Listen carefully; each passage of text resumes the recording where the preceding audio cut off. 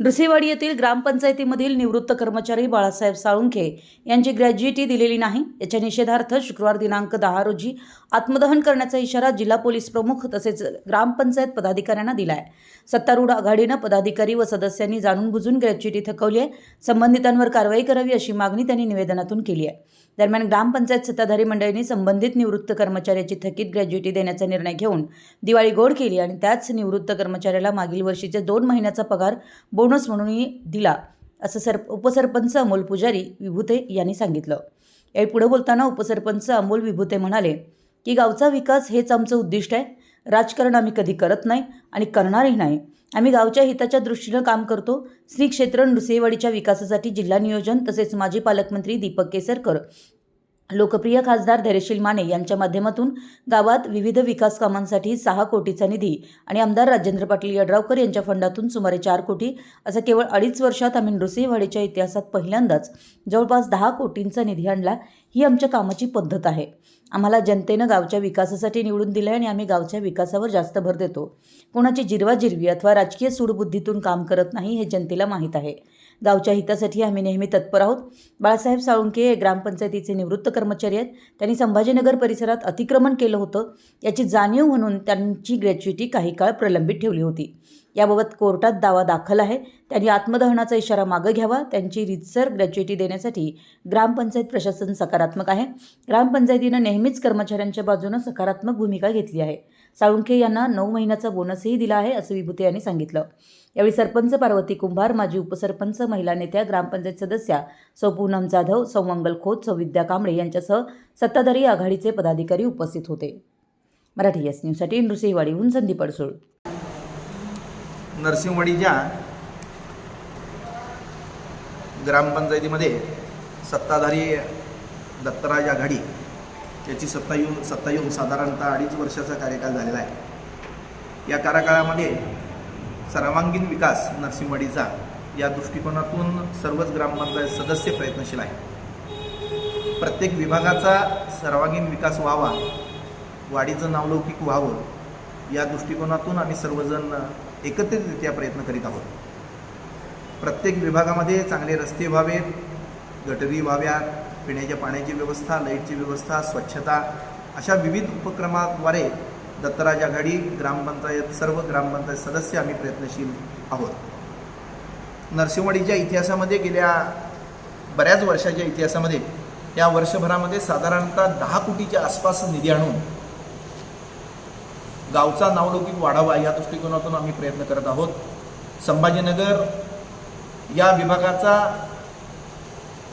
विकास व्हावा ही मूळ उद्देश आम्ही ठेवला आणि त्या दृष्टिकोनातून जिल्हा नियोजनामधून साधारणतः 6 कोटी रुपये आणि आमदार साहेबांच्या निधीतून साधारणतः 4 कोटीचा निधी आम्ही ग्रामपंचायतीसाठी मंजूर करून आणला। संभाजीनगरमध्ये यात्रेनिवास व्हावं, विविध व्यवसायांना प्रोत्साहन मिळावं, येणाऱ्या कन्यागत डोळ्यासमोर ठेवून कन्यागत महामार्ग जो आहे त्याचा चांगल्या पद्धतीने हे व्हावा, स्वामी समर्थ मार्गाचं हे व्हावं, अशा विविध योजना आम्ही हे करून पाठपुरावा करून मराठा भवन व्हावं या दृष्टिकोनातून आम्ही सगळ्यांनी मिळून प्रयत्न केले आणि त्यासाठी एक भरघोस निधी आम्ही मंजूर करून आणला। तसेच याच्या पाठीमागं सुद्धा ग्रामपंचायत नुसती आम्ही ग्रामपंचायत सदस्य नसेल तर ग्रामपंचायतमध्ये काम करणारा कर्मचारी वर्ग सुद्धा हा फार अत्यंत महत्त्वाचा आहे। त्याचं सुद्धा मदत असणं गरजेचं आहे। तो सुद्धा आमच्याबरोबर आत्तापर्यंत आहे, याच्या पुढे सुद्धा राहील। तत्कालीन विषय जे झालेले आहेत, आत्मदहनासारखे जे विषय झालेले आहेत त्याच्या संदर्भात जर बोलायचं जर झालं, आमच्याकडंच ग्रामपंचायतीकडंच नोकरीला होते, ग्रामपंचायतीच्याच जागेवरती अतिक्रमण केलं, ग्रामपंचायतीच्या विरुद्धच कोर्टामध्ये जाऊन दावा दाखल केला, अशा पद्धतीनं जर वर्तणूक असेल तर ग्रामपंचायतीनं काय करावं? तरीसुद्धा त्यांना जो मिळणारा फंड होता किंवा त्याचा फरक होता किंवा आता जरी रिटायरमेंट झाल्यानंतर सुद्धा साधारणतः 9 महिने त्यांनी त्या काळामध्ये काम केलेलं होतं, त्या कालावधीचा बोनससुद्धा आम्ही त्यांना देऊ केलेला आहे। ज्यावेळी त्यांनी अतिक्रमण केलं त्यावेळी सुद्धा ते ग्रामपंचायतीचे नोकर होते। नोकर असताना सुद्धा आम्हाला त्यांच्या विरुद्ध कारवाई करता आली असती तरी सुद्धा काही राजकारणाचे इथिक्स असतात. कुठल्याही माणसाला एवढे वर्ष काम करून सुद्धा त्याला जर अशा पद्धतीनं त्रास देणं, जर आम्हीच राजकारण करतो असं जर म्हणत असेल कोण, तर आमचा त्यांना सवाल आहे की आम्ही जर राजकारण करतो असं जर म्हणत असेल तर त्याच वेळी आम्ही राजकारण करून केलं असतं आणि त्या माणसाला त्याच्या विरुद्ध आम्ही दाखल केला असता किंवा त्याच्या विरुद्ध शिस्तभंगाची कारवाई केली असती. तसं आम्ही कुठल्याही पद्धतीचं केलेलं नाही. गावानं तर आम्हाला सांगितलं पाहिजे आम्ही काय चुकतोय. आम्ही त्या माणसाची अशा पद्धतीने केलेलं नाही. अतिक्रमण करून एवढ्या मोठ्या पद्धतीचं अतिक्रमण, मोठ्या प्रमाणातलं अतिक्रमण असताना सुद्धा, तोच ग्रामपंचायतीचा नोकर असताना सुद्धा तोच ग्रामपंचायतीच्या विरुद्ध जर दावा दाखल करत असेल तरी सुद्धा आम्ही आत्मदहनासारखा जर विषय असेल तर तेवढे काय आम्ही ग्रामपंचायत सदस्य असंवेदनशील नाही. त्या ज्येष्ठ माणसाचा विचार करून आम्ही त्याची जी काय राहिलेली ग्रॅज्युएट असेल ते सुद्धा आम्ही त्याला देऊ करू. त्यामुळं त्यानं सुद्धा अशा पद्धतीचं कुठल्याही पद्धतीचं पाऊल उचलू नये एवढी आम्ही त्याला विनंती करतो.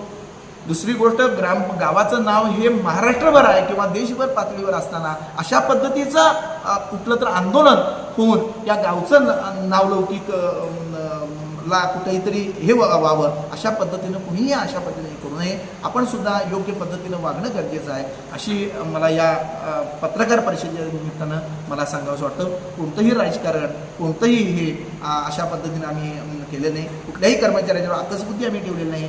कुठलंही नवीन आम्ही आल्यानंतर कुठलंही झालेलं नाही. सर्वांचा विकास व्हावा, गावाचा विकास व्हावा, प्रत्येक क्षेत्रामध्ये त्याचा विकास व्हावा आणि जो कर्मचारी जो ग्रामपंचायतीचं प्रतिनिधित्व करत असतो अशा ग्रामपंचायत सदस्य ग्रामसेवकांचं किंवा तिथं काम करणाऱ्या माणसांचा सुद्धा चांगल्या पद्धतीनं विकास व्हावा या दृष्टिकोनातून आमची सर्व आघाडी, सर्व ग्रामपंचायत सदस्य आम्ही कार्य करत आहोत. एवढंच या निमित्तानं तुम्हाला मी सांगतो.